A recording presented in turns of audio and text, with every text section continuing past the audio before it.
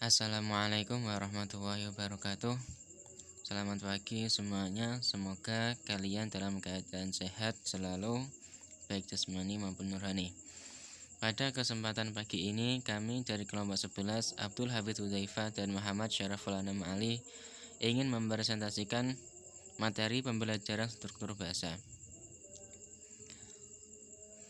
Sebelum itu, kami ingin menjelaskan tentang pengertian bahasa.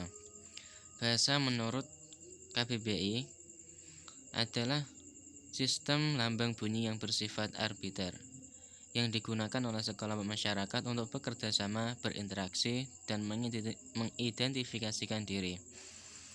Adapun menurut Plato, bahasa adalah pernyataan yang ada pada pikiran seseorang dengan memakai perantara ucapan serta nama benda atau sesuatu yang merupakan cerminan ide seseorang dalam arus udara dengan melalui media yaitu mulut. Jadi bahasa yaitu suatu pernyataan yang ingin diungkapkan seseorang melalui ucapan, di mana ucapan tersebut dapat berupa nama benda atau sesuatu yang ada dalam pikiran mereka yang diucapkan lewat media mulut. Adapun pendapat lain yaitu bahasa adalah sistem komunikasi manusia yang dinyatakan melalui susunan suara atau ekspresi yang terstruktur untuk satuan yang lebih besar seperti morfem, kata, dan kalimat.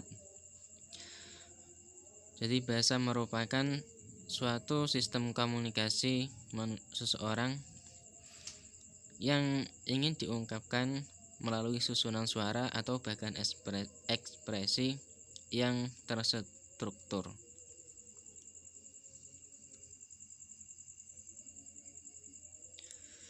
Adapun struktur bahasa antara lain wacana, paragraf, kalimat, kata, fonem, dan morfem. Wacana merupakan suatu rangkaian pernyataan yang dapat dinyatakan secara tertulis ataupun lisan dalam suatu konteks tertentu yang memiliki makna dalam kesatuan bahasa. Ciri-cirinya yaitu merupakan satuan gramatikal, satuan terbesar, dan berbentuk lisan ataupun tulisan. Dan wacana juga membahas tentang hal-hal tertentu. Macam-macam wacana. Wacana dibagi menjadi beberapa macam. Yang pertama, dari sudut pandang bentuk bahasa, wacana dibagi menjadi dua, yaitu wacana lisan dan tulisan. Wacana lisan adalah wacana yang disampaikan secara lisan atau secara langsung. Adapun wacana tulisan adalah wacana yang disampaikan lewat tulisan seperti teks atau yang lainnya. Dari sudut pemakaian, wacana dibagi menjadi wacana monolog, dialog, dan pililog.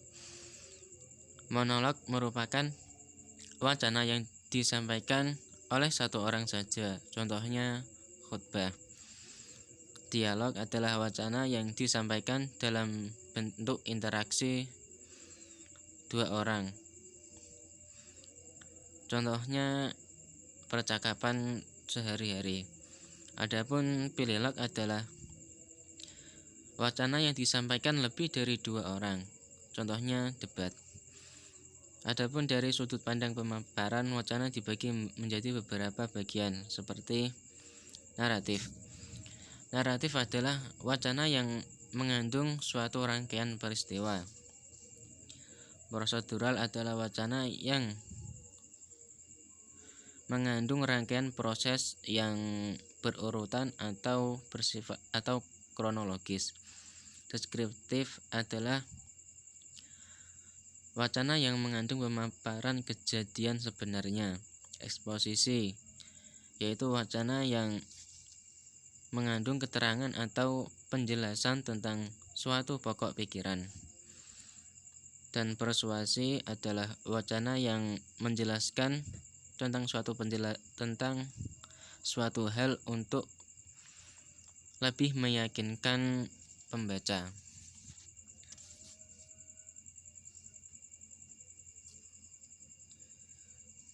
Adapun paragraf.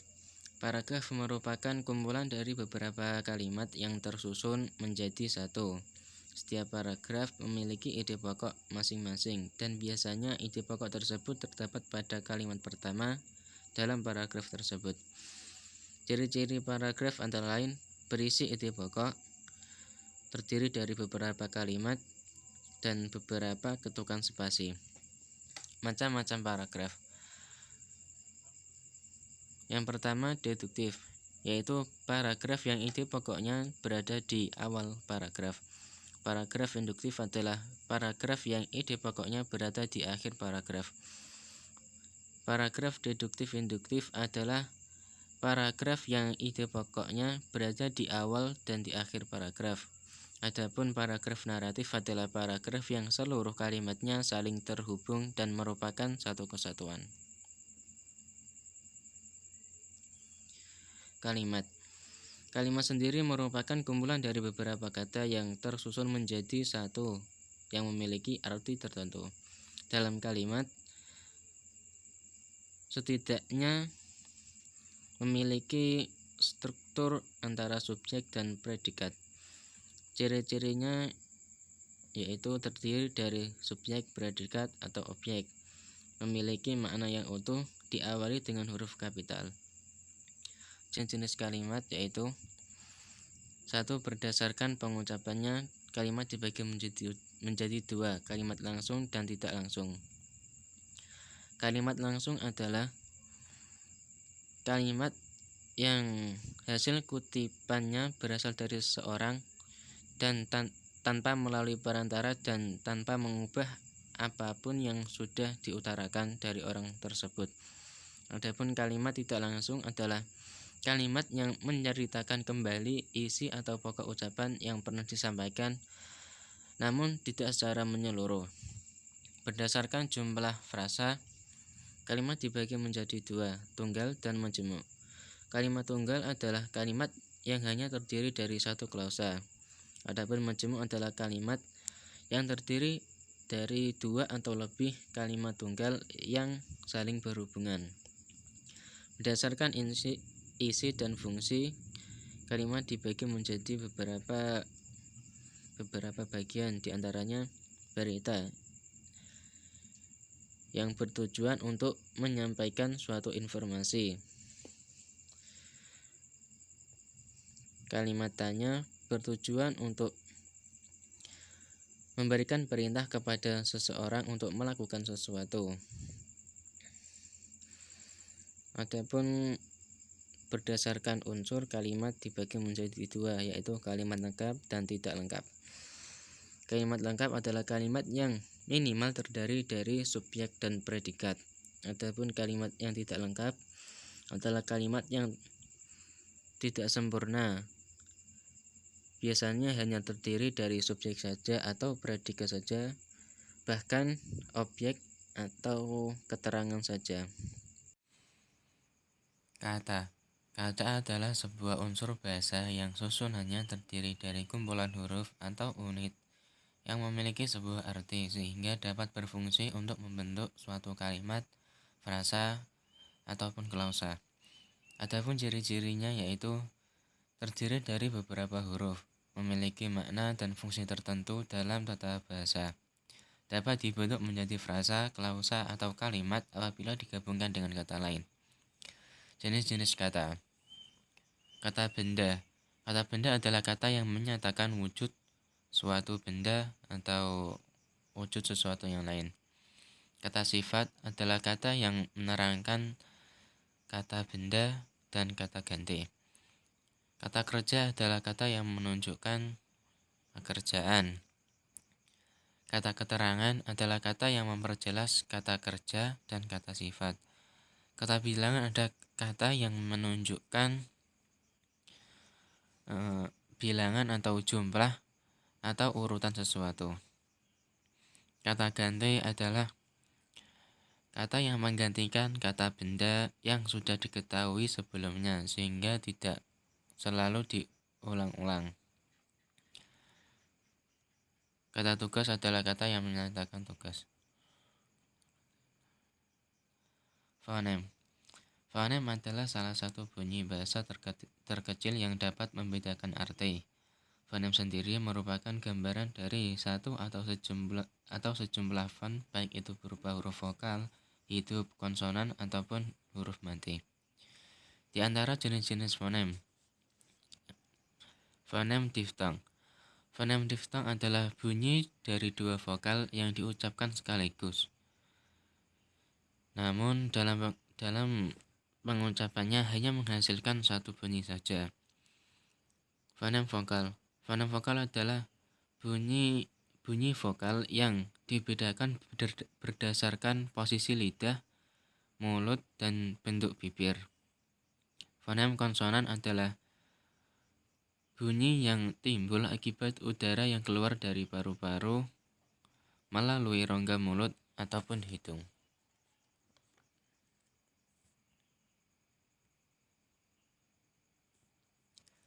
Morfem. Morfem adalah bagian terkecil bahasa yang mengandung arti yang relatif stabil dan tidak dapat dibagi lagi. Adapun ciri-cirinya yaitu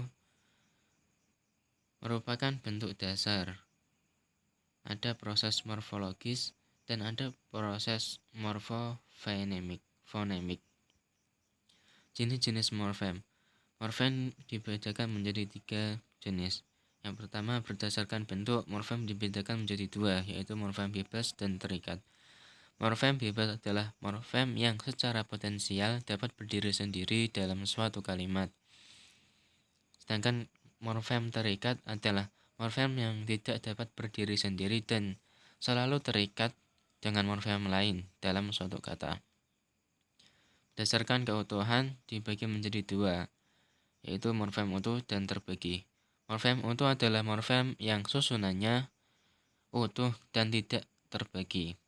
Adapun morfem terbagi adalah morfem yang wujudnya dalam bentuk morfem yang dikelilingi oleh unsur lain. Morfem berdasarkan maknanya dibagi menjadi 2, yaitu leksikal dan tidak leksikal.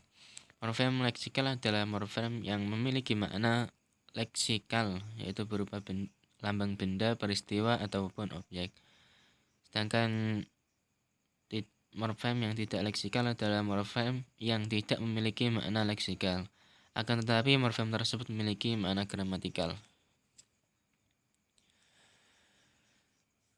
Sekian dari kami, hanya itu yang dapat kami sampaikan pada presentasi pagi hari ini. Kurang lebihnya mohon maaf. Wassalamualaikum warahmatullahi wabarakatuh.